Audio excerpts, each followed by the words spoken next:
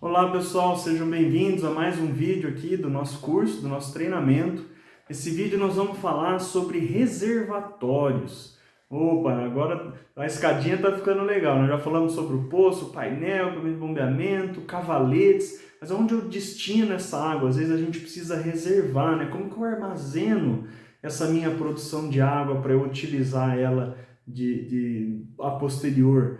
Às vezes a gente tem usos que eu consigo jogar direto do poço para minha aplicação, mas é muito pouco. Normalmente, tipicamente, sempre tem a figura do reservatório.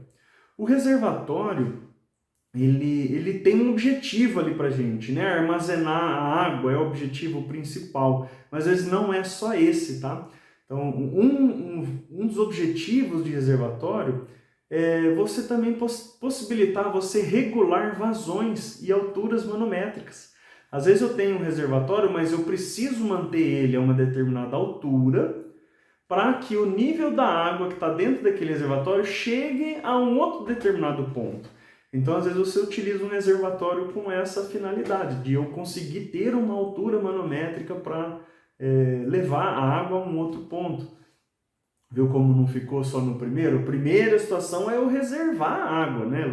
Ter ali um volume de água que eu possa utilizar. Se acontecer algum problema, eu tenho uma reserva de algumas horas, ou alguns dias, ou algumas semanas. Mas uma segunda função dele é você conseguir regularizar essas vazões e altura manométrica. Quer ver um terceiro ponto legal do reservatório? Diminuir diâmetros. Sabe como? Às vezes a gente tem um poço que eu precisava trabalhar nele com a tubulação de 4 polegadas. Porque eu tenho uma aplicação que eu preciso dessa vazão instantânea em algum momento. Mas eu posso ter do poço até o reservatório uma tubulação menor às vezes. Às vezes eu posso utilizar 2 polegadas, é só um exemplo, tá, gente? Mas eu posso utilizar uma tubulação menor para aduzir a água até o reservatório, e do reservatório até determinada aplicação eu uso uma tubulação maior. Porque não necessariamente eu preciso utilizar aquela vazão inteira dentro daquele minuto ou daquela hora que eu tenho essa aplicação. E também o reservatório a gente pode utilizar também para equalizar essas pressões. Às vezes você tem sequências de reservatórios que você consegue equalizar pressões ali numa rede. Tá? Então, quando a gente fala de um reservatório, tem alguns elementos que são básicos ali em reservatório. Então, por exemplo, a entrada e a saída de água. Eu posso fazer a entrada no pé do reservatório, para cima eu posso fazer a entrada na parte mais alta do reservatório. A saída de água, ela pode sair pela base, ela pode sair por uma lateral. A gente vai ver que a gente pode ter saídas em alturas diferentes ao longo do reservatório. É importante você ter num reservatório um alçapão de inspeção, onde uma pessoa consiga entrar lá dentro, fazer uma limpeza periódica, conseguir controlar, enxergar a água. E é importante você ter também a parte de suspiros, porque você tem volumes lá dentro de água e de ar o tempo todo. Então é importante você ter a parte de suspiros. E você ter o extravasor, tá? É o charmoso ladrão de água lá, né, do reservatório. Então, esse extravasor, importante ele tá posicionado num ponto que a gente consiga ver essa água saindo. Porque eu já vislumbramos vários casos aqui onde o extravasor estava inteirinho tubulado e o usuário final não enxergava onde a água estava saindo. Quando quebrou a válvula a válvula de boia da água dele lá, ele encheu o reservatório, vazava e o cliente nunca percebeu. Passaram-se meses aí vazando água lá. Então, uma outra situação de extravasor é, às vezes, ele está ali, só que extravasou e ele estava em cima de uma casa de máquinas. E aí alagou toda a casa de máquinas. Então, não pode também, né, gente? A gente tem que usar esse extravasor de forma mais inteligente. Às vezes eu tubulo parte dele, mas eu deixo sim num ponto onde seja visível. Era importante você ter visível aonde está saindo essa água, agora que ela está transbordando. Porque é um indicador muito importante de se enxergar visualmente. Quando a gente fala, então, sabendo um pouquinho desses conceitos, que, poxa, o reservatório já não é mais só para guardar água, né? Se a gente viu que temos vários elementos ali, mas que volume eu devo implementar? Aí, esse volume, tipicamente, você vai calcular, a gente vai calcular de acordo com a sua aplicação, com a sua demanda.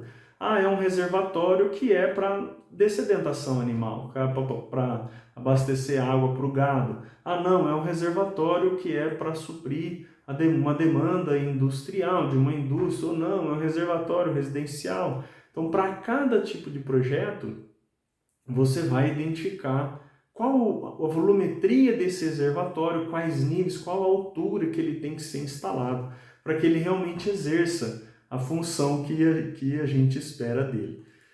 Então, falando um pouquinho mais sobre os reservatórios mesmo, os tipos, a gente falou aqui de volumes, de níveis. Então, eu posso ter reservatórios, por exemplo, que são enterrados ou são apoiados. Isso é um tipo de reservatório. Nós podemos ter o reservatório que é do tipo elevado, então ele é um reservatório que está tipicamente acima do nível do solo. Ele está numa altura maior.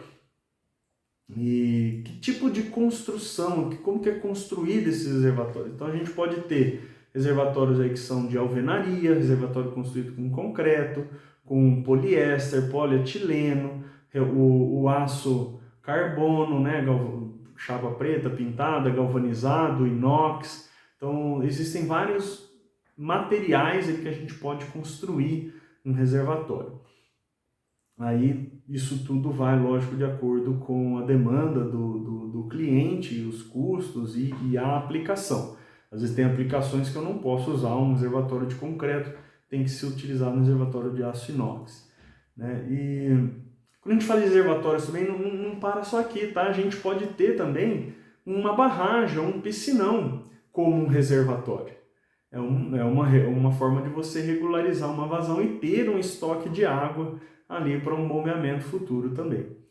Então, voltando um pouquinho aqui para a parte mais industrial, do dia a dia, né, agro, essas coisas, todo reservatório a gente precisa pensar nele para que ele tenha algumas reservas, né? Então, uma reserva é um volume útil que eu posso precisar, mas se eu só tenho um reservatório, eu posso ter que pensar numa reserva de emergência também, ou tipicamente uma reserva de incêndio. Existem muitos projetos de hotéis, de hospitais, em setores comerciais, que se utiliza uma parte desse reservatório como reserva de incêndio. Então aquilo que a gente falou, a saída do reservatório, se eu tenho parte do meu reservatório com reserva de incêndio, eu não posso ter a saída no pé do reservatório. A minha saída de uso, ela obrigatoriamente vai estar acima dessa reserva de incêndio. Eu não posso realmente ter, só o que for para incêndio tem que ficar exclusivamente, uma saída exclusiva para ele ficar no fundo do reservatório. Bom, pessoal, então, só lembrando, recapitulando aqui, essa parte de reservatórios, ela é uma parte de construção civil. Então é importante sim você ter uma empresa que tenha lá o seu CREA, a empresa que você vai contratar para construir esse reservatório. Ele todinho é construído em cima de normas, então não é um negócio que realmente é feito à solta.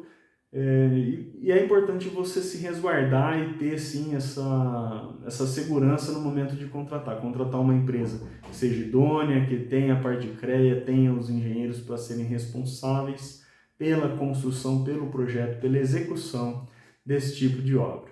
Tá bom, pessoal? Muito obrigado. Um pouquinho aqui falar desse tema de reservatórios e até o próximo vídeo.